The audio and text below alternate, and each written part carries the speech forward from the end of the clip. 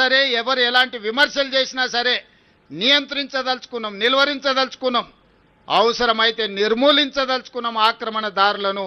అందుకే ఈరోజు హైడ్రాన్ ఏర్పాటు చేసినాం. హైడ్రా అంటే కేవలం ఏదో పేదోళ్ళ ఇండ్లు కూలగొట్టడానికి పెట్టినట్టుగా కొంతమంది చిత్రీకరిస్తున్నారు. నాకు ఆశ్చర్యం కలుగుతుంది. వాళ్ళ ఆలోచనలు, వాళ్ళ విధానం, వాళ్ళు ఏం చేయదలుచుకున్నారు. ప్రకృతి విధ్వంసం జరిగినా పర్వాలేదు, హైదరాబాదు నగరం కుప్పగూలినా పర్వాలేదు, ఈ నగరం కాలుష్య నగరంగా మారి ఇక్కడ ఉండే ప్రజలు వలసపోయి పారిపోయినా పర్వాలేదనే ఒక కుట్ర, కసి, కడుపు మంట వాళ్ళ మాటల్లో కనిపిస్తుంది. అందుకే ఈరోజు హైడ్రా అనేది కేవలం కూలగొట్టడానికి కాదు, నిర్మాణాలు చేయడానికి, ఆక్రమించుకున్న వాళ్ళని నియంత్రించడానికి ఎంత గొప్పవారైనా ఖచ్చితంగా చట్టం ముందు సమానులే అని నిరూపించడానికి ఈరోజు తీసుకొచ్చినాం.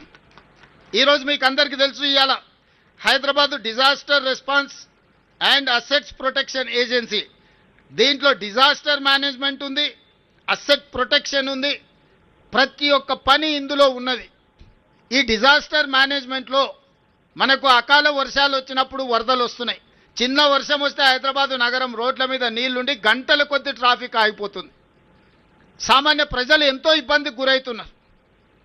ఈ మధ్యకాలంలో వర్షాలు, వరదలు వచ్చినప్పుడు ఇళ్లలకు నీళ్ళు వచ్చి 2 ఫ్లోర్లు నీళ్ళు వచ్చి జీవితకాలం కష్టపడి సంపాదించుకున్న తిను బండారాల నుంచి ఉప్పు, పప్పు, బెల్లం, చింతపండు నుంచి మొదలు పెడితే వాళ్ళు కొనుక్కున్న టీవీలు, సైకిల్ మోటార్లు, లేకపోతే పిల్లల చదువులు, పిల్లల సర్టిఫికెట్లు, కట్టు బట్టలతో సహా నీళ్ళల్లో మునిగిపోయి పేదలకు అన్యాయం జరిగింది.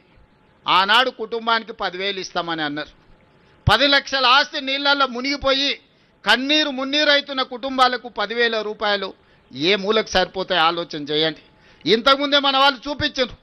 చివరికి ఆనాడు నిజాం కట్టిన ఉస్మానియా హాస్పిటల్, లక్షలాది మంది పేదలకు వైద్యాన్ని అందించే ఉస్మానియా హాస్పిటల్ చిన్న వర్షం వస్తే వరదల ఉస్మానియా హాస్పిటల్ మునిగిపోయింది.